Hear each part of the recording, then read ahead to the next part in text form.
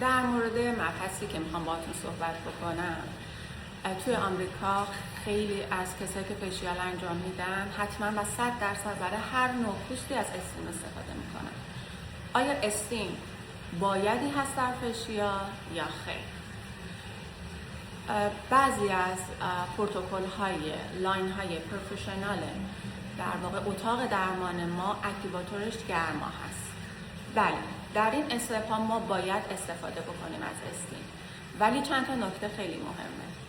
فاصله ای که با صورت استیم داره حتی الامکان مستقیم نباید روی صورت باشه، حتما سلفون یا قله در واقع گرم روی کلاینت باشه و بعد حرارت استیم به صورت بخوره. این نکته خیلی مهم هست.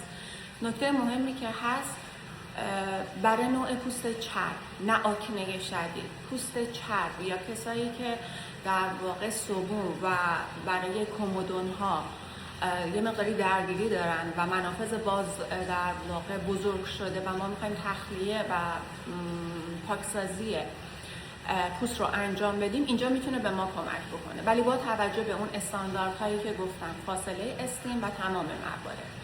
حالا استیم برای یه سری پوست ها به هیچ عنوان توصیه نمیشه.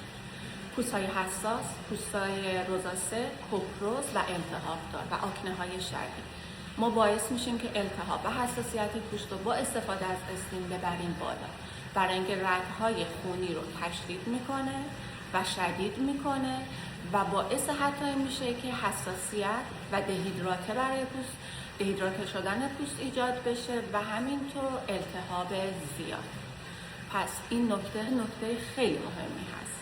یه سری از لاین های پروفشنال به خصوص در پاریس به هیچ عنوان از استیم استفاده نمی کنن و تکنیکاشون بر سرما هست و همینطور که پروتکل ها رو در واقع کلاینت ها و استیتیشن ها دنبال میکنن، به راحتی میتونن که پاکسازی رو انجام بدن، منافذ پوست رو پاکسازی کنن، سرسیاه ها رو در بیارن. پس هیچ الزامی برای استفاده از استیم نیست و خواهش که من ازتون دارم یه مقدار بیشتر دقت بکنیم. درسته که کلاینت ها میان یه تایم خوبی رو با ما داشته باشن، یه تایم ریلکسی رو با ما داشته باشن، ولی ما وظیفمون هست که هر روز خودمون رو آپدیت بکنیم و اینکه بدونیم که هر استپ از پروتکل های درمانیمون برای چه افرادی مناسب هست، برای چه افرادی مناسب نیست.